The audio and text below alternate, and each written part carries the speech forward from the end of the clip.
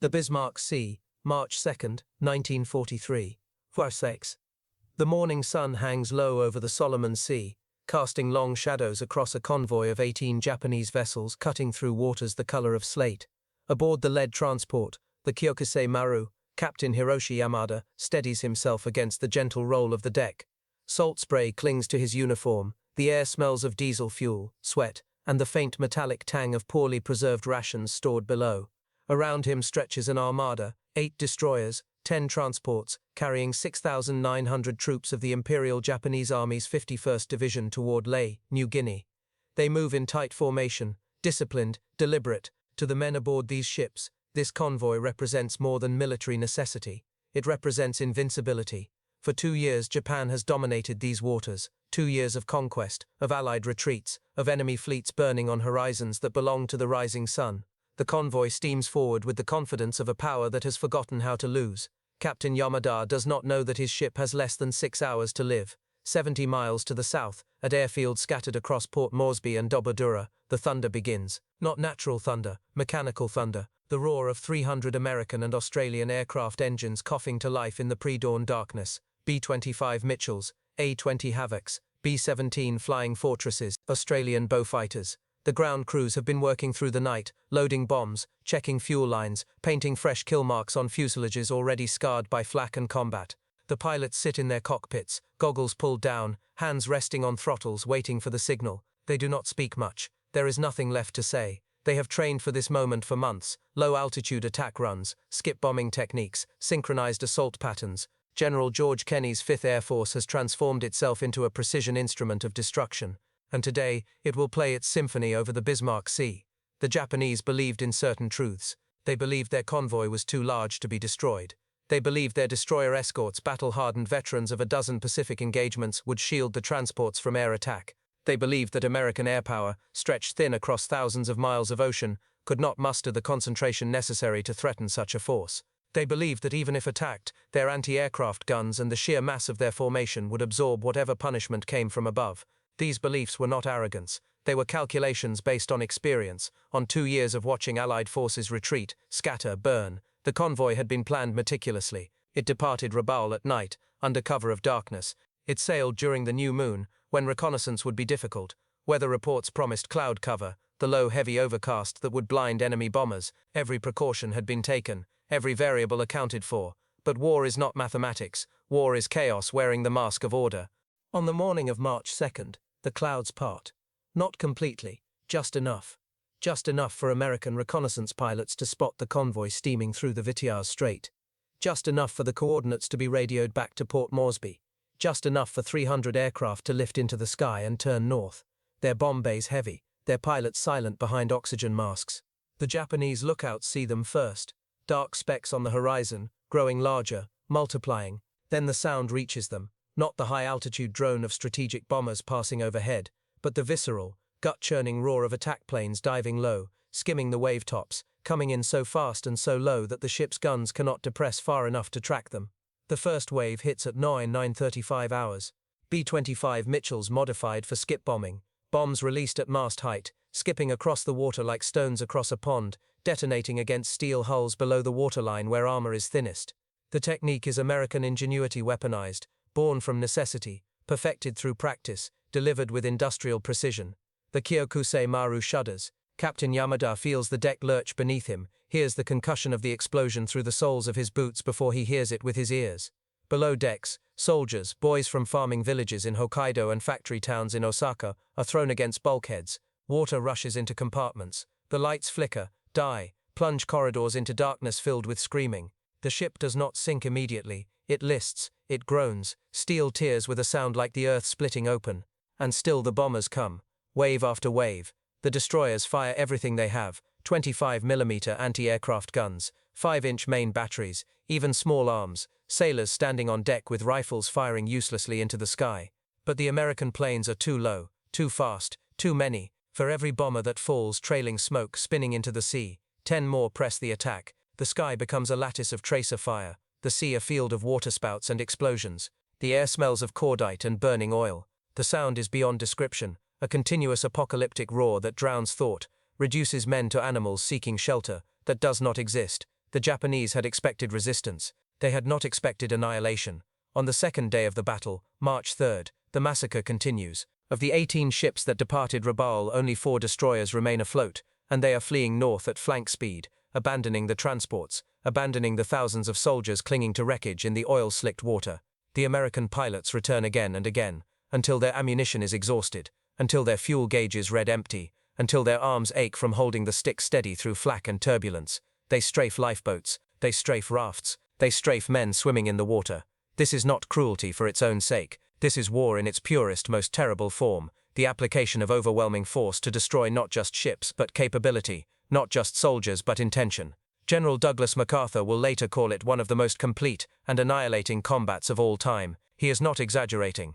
In 3 days of continuous assault, American and Australian airpower sinks all 8 transports and 4 destroyers. Of the 6,900 Japanese troops aboard the convoy, fewer than 1,200 reach Lae. The rest drown, or die of thirst clinging to debris, or are killed by strafing runs, or are taken by sharks in waters turned red and thick with blood. The survivors speak of it in whispers, when they speak of it at all. They speak of the sky turning black with bombers. They speak of watching their ships steel fortresses that had carried them across the Pacific crack open like eggs. They speak of the sound, that terrible unending sound of engines and explosions and screaming metal, but mostly they speak of the sheer incomprehensible scale of it. 300 aircraft. 300. The Japanese Navy, at the height of its power, could not have mustered such a concentration. The Japanese Army Air Force, even in China, had never deployed such overwhelming numbers against a single target. This was not warfare as they understood it. This was industrial slaughter. This was the difference between a nation that counted its aircraft by the squadron and a nation that counted them by the thousand. This was America, a country so vast, so wealthy, so absurdly productive that it could afford to send 300 bombers against 18 ships and consider it a reasonable expenditure of resources. Aboard the fleeing destroyer Shikinami, Lieutenant Commander Masao Kame watches the horizon behind him glow orange with burning fuel. His ship has survived, but barely. The decks are pockmarked with shrapnel. The forward gun turret is twisted metal. 63 of his men are dead or wounded. He has been at sea since Pearl Harbor. He has fought at Midway, at Guadalcanal, in a dozen savage night actions where Japanese torpedoes and gunnery turned American ships into floating pyres. He believed they all believed that skill and spirit could overcome material disadvantage. That Bushido, the warrior's code, could match American industry. That discipline and sacrifice could balance the equation. The Bismarck Sea has taught him otherwise. It has taught him that there are limits to what courage can achieve, that there comes a point where the disparity in resources becomes so vast that tactics and training cease to matter, that America does not fight the way Japan fights. America does not send its sons into battle with the expectation of noble death. America sends them with bombs, with bullets, with fuel, with spare parts, with everything they need to survive and kill and return home to farms in Iowa and factories in Detroit. The abundance is obscene. The abundance is terrifying. The symbol of that abundance hangs in every American mess hall, stacked in every supply depot, distributed without thought to every soldier and airman in the Pacific. Not a weapon, not a flag, a can, the sea ration can, stamped steel, waterproof, filled with ham and eggs, beef stew, crackers, cigarettes, chocolate, toilet paper. The Japanese soldier carries a week's worth of rice and dried fish. The American soldier carries enough food to sustain himself for days, packaged in containers that can survive parachute drops and jungle rot, and the careless handling of quartermasters who know that if one crate is lost, 10 more will arrive tomorrow. To the Japanese, starving on half rations in New Guinea and Guadalcanal, watching their comrades die of malnutrition and disease, the American supply system is not just superior, it is incomprehensible. It represents a kind of wealth so vast that it ceases to be wealth and becomes something else, a natural force like gravity, inescapable and absolute. The bombers that destroyed the convoy at Bismarck Sea carried tons of ordnance. They flew hundreds of miles. They returned to bases where mechanics immediately began preparing them for the next mission, where fuel trucks pumped thousands of gallons of aviation gasoline, where supply officers checked inventories without fear of shortage. This is the machinery that will grind Japan to dust. The Battle of the Bismarck Sea marks a turning point, though few recognize it at the time. It is not the largest naval battle of the war, not the most famous, not the most strategically significant in isolation, but it is the moment when Japanese confidence, already shaken at Midway, already eroding at Guadalcanal, shatters completely. After Bismarck Sea, Japan will never again attempt a large-scale reinforcement by convoy in contested waters. After Bismarck Sea, the defensive perimeter begins its long, bloody contraction. After Bismarck Sea, Japanese planners understand with absolute clarity that they cannot win. They can only delay. They can only bleed the Americans, island by island, hoping that casualties will erode political will, that distance and exhaustion will force a negotiated peace. It is a strategy of desperation, and it will fail because they still do not understand what they are fighting. They are not fighting another empire. They are fighting a democracy with the industrial capacity of a continent, a nation that can afford to lose 1,000 planes and build 2,000 more, that can absorb casualties that would cripple any other power, and continue advancing, relentless, implacable, indifferent to Japanese notions of honor or sacrifice. In the years after the war, historians will study the Battle of the Bismarck Sea. They will note the tactical innovations, skip bombing, coordinated low-altitude assault, the integration of different aircraft types into a single devastating strike force. They will praise General Kenny's planning, the skill of the pilots, the courage of the aircrews who pressed attacks through withering anti-aircraft fire. All of this is true. All of this matters.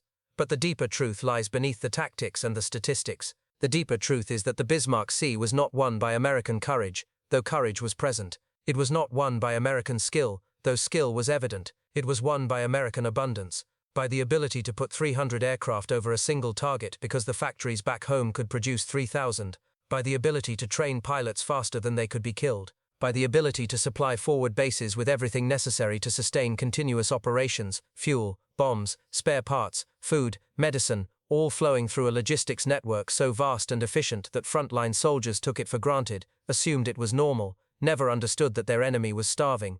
Lieutenant Commander Kame survives the war. He will live to see the B-29s over Tokyo, to see the mushroom clouds over Hiroshima and Nagasaki, to watch his emperor, a living god, broadcast surrender in a voice thick with static and shame. In the decades that follow, when young people ask him about the war, he will tell them about Midway, about the night battles off Guadalcanal, about the bravery of men who fought against impossible odds.